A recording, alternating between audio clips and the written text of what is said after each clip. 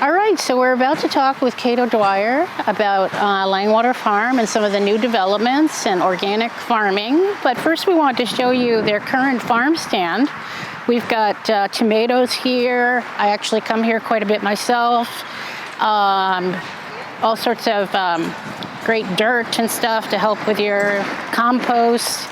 It looks here that she's got, I think these are herbs, flowers, lettuce, if you want lettuce.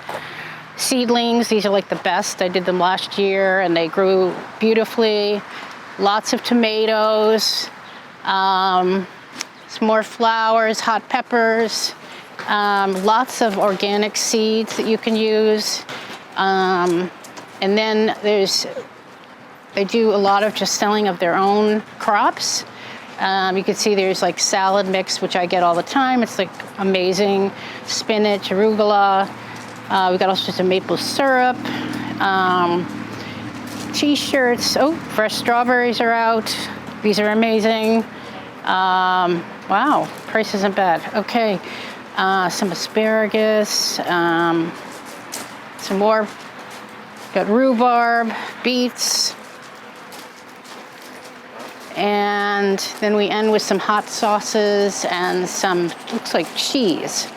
So, selling all sorts of things, which is interesting. So, all right, so we're just gonna take a minute and we will be right back. So hi everyone, I'm Winnie Henchey and I'm here with Kate and Kevin O'Dwyer, the owners of Langwater Farm. And great to see you too. I really was excited about doing this and learning more about the farm. I wanted to ask you a little bit about how this all started. Well, let's see. This will be our 13th season, I believe. And so we started planting back in 2010 on just a few acres of cropland over here. We were made aware of the property becoming available for leasing for a farming operation from the Ames family, and we submitted a proposal to them to start a retail farm stand here at this site and produce organic fruit and vegetables in the fields. And they liked our proposal, and we signed a lease for them back then, 13 years ago. And there was some competition, right? There was a number of farmers? I believe there was, yes. Yeah. There was a few other operations that had also been eager to get on the land, but we were fortunate that they selected our proposal. And so we started that year, just 5 acres of crops here at Langwater. Right on 138, the field? About 2 acres here we used on 138, and 3 acres or so on the post office field and the field that abuts Main Street. So we grew on those for the first year, and then we started to expand our operation the next couple of years, and within a couple of years we'd filled up all the acreage that this farm had. Yep. And a year or so after that, we were able to sign a lease with the town on the Wheaton Farm property on Bay Road. And so that was pretty fortuitous for us. We were able to expand to another 20 acres of production over there. And then a couple of years ago, we had the opportunity to lease some more land, the Marshall Farm on the other side of Route 138 here.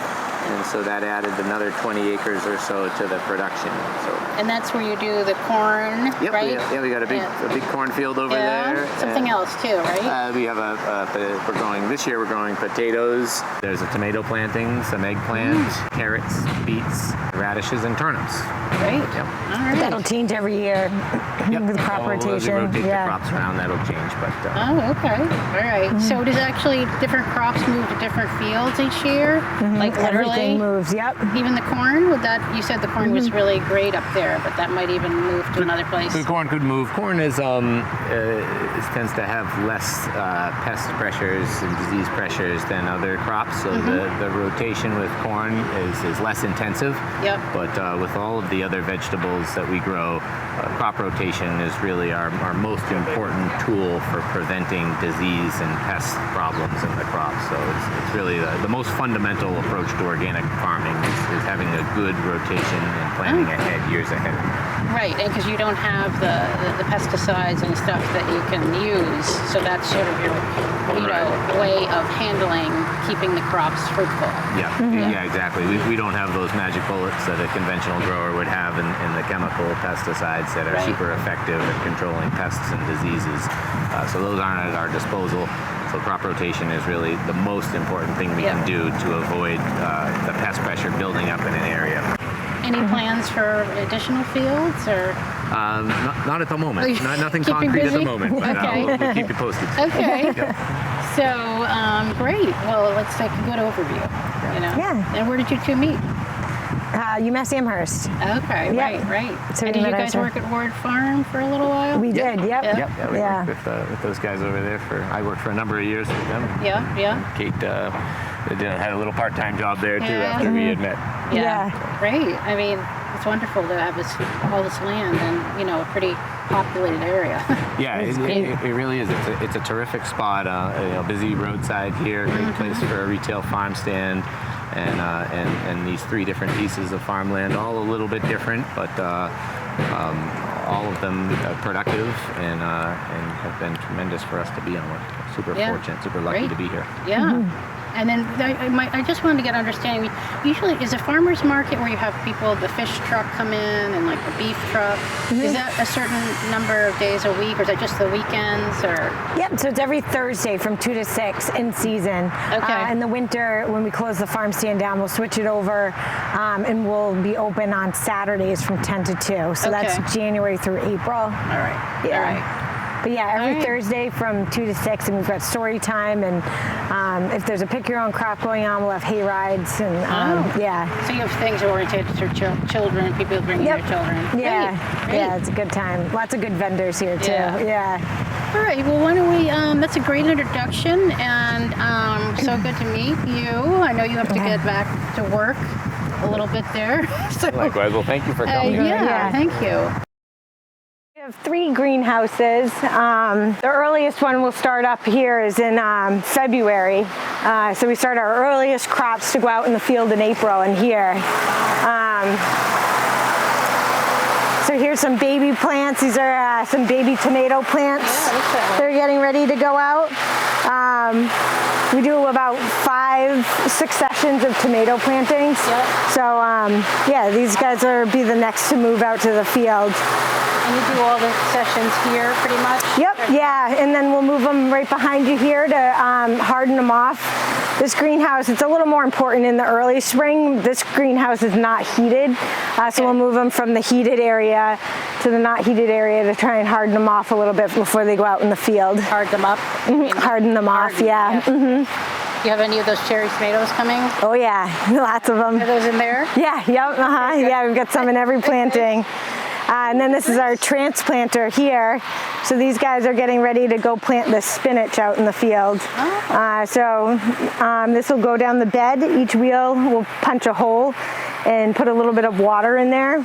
And then the field crew riding, it punches a hole with that big spoke on the wheel. And someone sits here? Yep, and then you just pull out the plant and drop it in the hole. Oh, yeah. Awesome. So it's nice. That's it beats crawling back and forth across the farm like we did for so many years. It's really tiring. Your back starts to really. Yeah. So this is great. This is a great machine tool we have. Planting that way.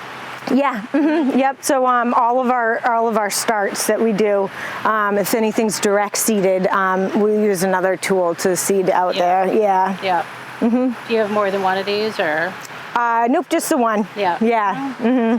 Good. It gets people going. Yep, exactly. And there's actually a third seat that can hook onto. Yeah, so the tractor pulls it from here. Yep.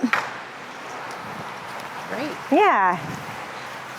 And then we have one more greenhouse back here. Okay. So this is Susan.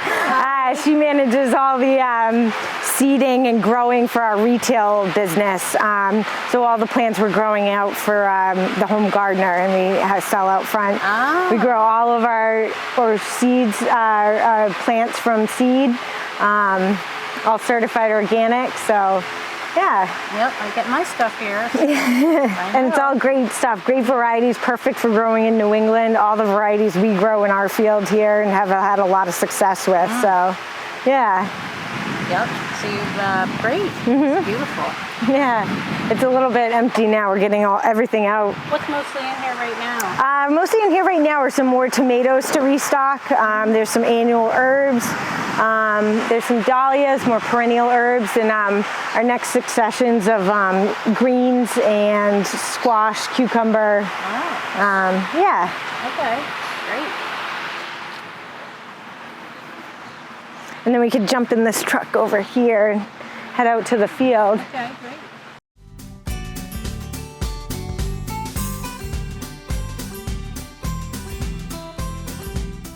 For our very first crops that go in the field, we actually prepare the field in the fall because when we want to get out there in the very early spring, sometimes it's too muddy to bring equipment into the field. Yep. So we want to have those beds ready to go in the fall for the very first beds for the spring. But then other times, you know, it's cyclical. Like we just kind of go in a rotation of mowing a winter cover crop and then harrowing it in and using the Perfecta harrow to get the beds ready to plant. So what? I know you had said to me that this was going to be that you planted this the opposite, much more work than the other. Yeah. Because it's a great advertisement for what goes on here. Exactly, for what crops are growing right now. So as you drive by on 138, you can see all the different rows. What's going on here? I see some nasturtium, maybe? Yep, exactly. Yeah. So this is the beginning of our pick your own flowers. So they'll continue on down to those beds down there. But yeah, we have a really big pick your own flower operation. We have a great CSA, so people come and every week and pick their bouquet of flowers. Yeah. The CSA is the Community Supported Agriculture. Okay. Yep. So we have traditional vegetable shares, and then we also have a winter share and a flower CSA. What if you had mentioned a full and a half vegetable type share? What would be if people are interested, the pricing on that? So it varies from year to year, and also you get a bigger savings if you sign up early in the winter before March 1st. Yep. But yeah, it's about $400 for a half share and about $750 for a whole share. And that would be like sort of unlimited picking or Nope. So they would come into the farm stand every week. We decide the share, and so we list it on a chalkboard, and they go through and they take what items are in the share. So they get to pick it up themselves, and that's kind of nice. So they don't even have to pick it; they can just it's already picked, and it's like a grocery washed run. And packed and ready to go. Okay, great. Yeah. Yeah, I see a lot of people out here picking flowers. Yeah, so we Really put a lot of I've come out and picked flowers. Yeah. We put a lot of pick your own crops in this field, so people can walk out from the farm stand if we're not offering hay rides that day. Yep. So where does a hayride go? Is that I see that? So hayrides will go to the further pick your own crops, and also for events like birthday parties and things like that. I see. That's neat. I see that happening on the weekends. It seems, you know. Yeah. And then you do private parties too, right? We do. Yep. Yeah. So corporate events and bridal showers and stuff like that. Yeah. So all this field is to be planted. So just getting ready for the summer crops. What do you think you'll be putting in there? We'll have some squash, eggplant, peppers, some of our tomatoes. Yeah. So Tessa's out there picking chive blossoms. Oh.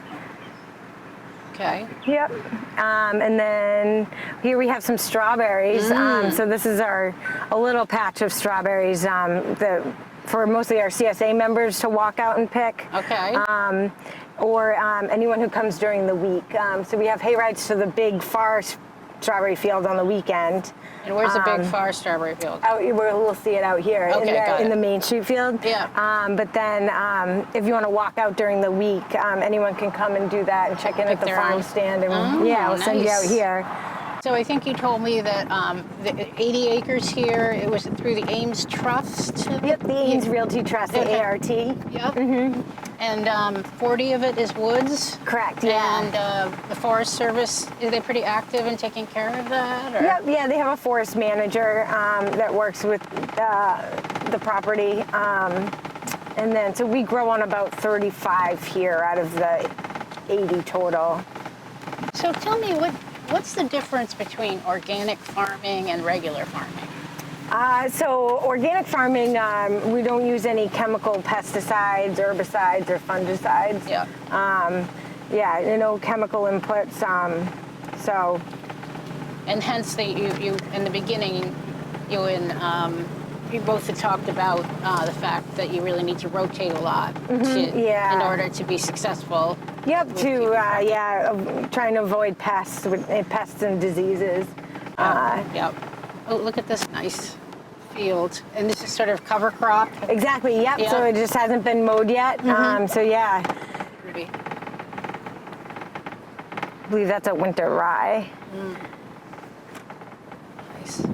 And this is the wonderful compost, Yeah, right? this is our compost operation. So we have several windrows, and we just rotate where we're dumping all of our compost, our vegetable waste and scraps. And then so that's key to putting down when you're planting, right? Exactly. Yeah. Yep. And we'll go through and we'll spread a lot in the spring. As soon as the tractors are able to get out in the field, they can go spread the compost. Yeah.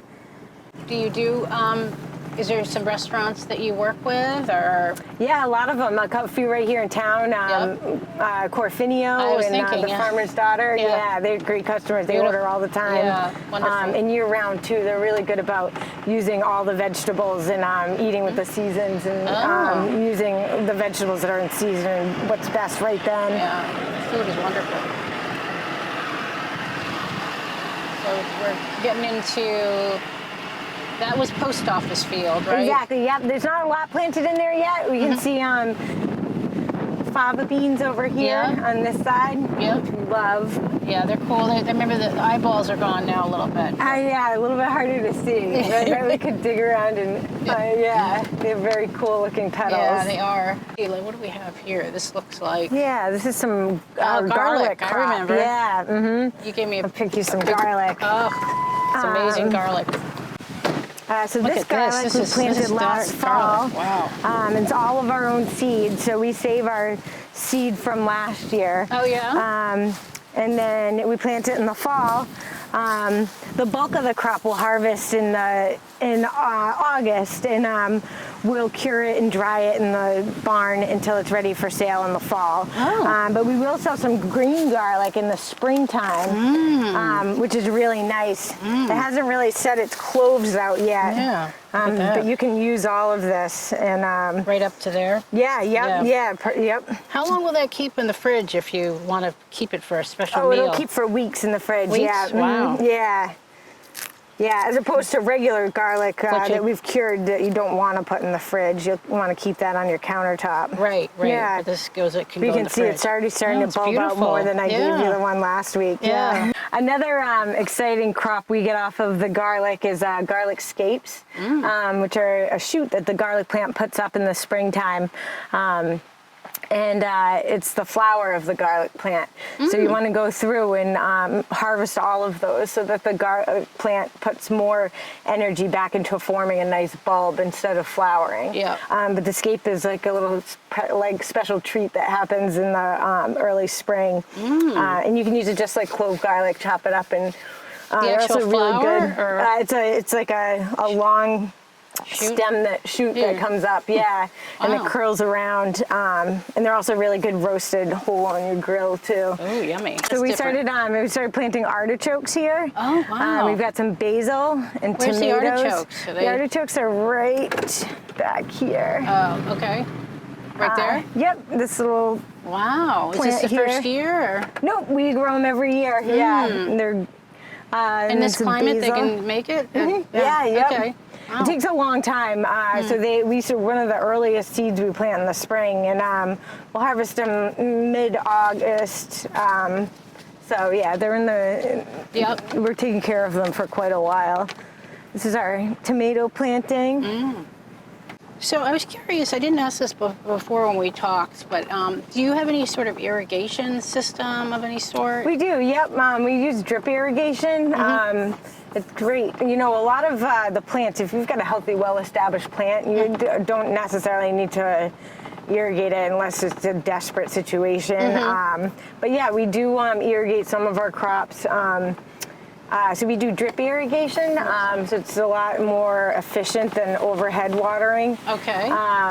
So it's just a soaker hose that's under the ground, and it just feeds water right to the roots there. And so you don't have it evaporating when you're spraying it. So is that underneath some of these so raised you can see exactly. beds? Yep. You can see these hoses right here poking out of from underneath the bed. Oh, they're pretty big, huh? No, they're not. They're pretty narrow. So there's and then we'll come along and hook a hose to the end, and we can water this whole field. Oh, okay. It's very efficient, just getting the soil wet, the roots. And where does do you have a water like truck that kind of because the water goes into the, you know what I mean? Yep, we've got a pump, so it pumps right from Langwater Pond. Oh, nice. Yeah, and then on the other side, we use some town water. And we talked a little bit, I'd asked you about, the global warming and whether that has affected the farm. And do you think that's made it a little more challenging? Yeah, I mean, I've definitely seen some more extreme weather in the past decade. Lots of windy days, drastic drops in temperature. So we've seen a lot of that. But you're able to kind of scramble and yeah, exactly. Yeah, there's things we can do. If you get a cold night, and I mean that's stuff that farmers have dealt with for forever. But covering with this row cover here to protect it against the temperature. Yep. And how about the soaking, these storms that we get, flash floods? Yeah, I know it's not ideal, washing away some topsoil and so that's concerning. But yeah, also just diversifying what you're growing too. You don't want to. There's some monoculture farms that only grow the same thing, and if they get a weather event or a pest that's devastating to them, at least we have a really diverse set of vegetables and fruits that we're growing. So another thing that was interesting, you had talked about a little bit about what types of crops need to start as seedlings and what can be directly planted into the ground. Oh yeah, so a lot of the crops that we start seedlings are all of our squash, tomatoes, peppers, eggplant, things like that. We'll direct seed things like corn, carrots, turnips, all the root crops. Okay, that's direct seed. Yeah. Okay. So this is the outer farm of strawberries. Yeah, so exactly. Yeah, so this is where the hayride will bring you on the weekend when you're doing pick your own. So they're just starting. You can see underneath. You just tell everyone you want to look at it and make sure it doesn't have a white tip. That one's we're starting to redden up, but it's not quite ready. So. Yeah. And you see in the stores like a lot of them with a white tip. Yeah, and that's you won't get as much flavor that way. You don't. When they're completely red and super ripe right off the plant, it's really nice. So our field crew, unfortunately, has already come through here this morning and harvested for the farm stand. So I saw they're pretty thorough. Yeah. Darn. But we'll get some when we get in at the farm stand. Yeah. But beautiful. I think we're one of the only places around where you can pick your own certified organic strawberries. So it's a nice treat, and they're always around right at Father's Day too. So it's a nice thing to come do with your dad family. Yeah. It's great. And these, I see sprayers here. Yep. So this is just frost protection. So if we do get a cold night, we'll turn these on. We haven't had to use it yet this year, thank goodness, but to protect the blossoms from freezing. Yeah. Okay. Yeah. So it's a mist that kind of goes over. Yeah, and it just heats it up, but just enough to keep it above freezing. Okay. So. Okay. Oh, interesting. Yeah. So. Knock on wood, we never want to see that in strawberry season. Is Yeah. have a night where it goes below freezing. No, So that's not good. yeah. And so what, I know you have a few animal predators, right? Yeah, so deer were a big issue for us. We did install a deer fence on this property. So that's definitely become less of an issue, but even if they, if one does get in here, they'll eat like 100 heads of lettuce in a night. Like they'll really like devastate. Yeah, so it was really difficult before we had the deer fence. Yeah, I can But see now, well, our biggest problem seems to be woodchucks. Yes, so, unfortunately. But how are they pretty destructive too, or? They are, Yeah. They love brassicas too, so They they love brassicas, the brassica family, so Brussels sprouts, broccoli. But yeah, they will eat anything too. So. Oh gosh. Yeah. So you kind of pick them up and bring them to another place, and Yeah, yeah. There's not really any deterrent with them with fencing. Yeah, So right. yeah, they can go right under. They live in rock walls and things. Yeah. and then you've got the beekeeper. Yeah, over so there. those are the hives. That's wild honey. So he's out of Bridgewater. Yep. So his name is Dean Weil. He comes and he'll tend to the bees, and then we sell the honey in the farm stand later this summer. Oh, great. Yeah. Okay, good. So, and then over here, this looks like you just leave this. Is this kind of left with this, natural beauty? So this is it's a little bit hilly over in this area, and also we want to stay away from the beech trees and their root system. So, so this one, we will grow a little bit on this side. It's a smaller plot, but it's fallow this year. Yeah. So just leaving it in cover crop. So pretty. It is, Yeah. yeah. And this is the Main Street fields. Those are the peach trees over there? Those are, yep. Yep. So we don't get a lot of peaches off of them. It's pretty difficult to grow stone fruit organically in this region. But we do have some, and even if they're not perfect looking, they're really good tasting. Yeah, so. yeah, you mentioned that. That's Yeah. great.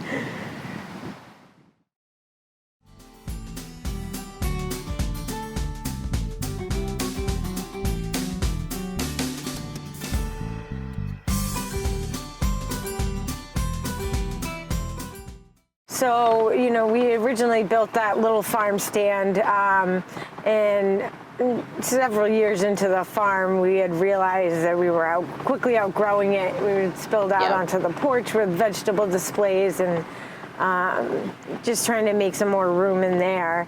And then when COVID hit, and we switched gears a bit and just put up that tent, and we just took our business outside, and so we've been doing that ever since. But it's definitely problematic. I mean, for staff, and it's hard on staff and customers. People don't want to shop outside when it's 30 freezing. degrees. Yeah.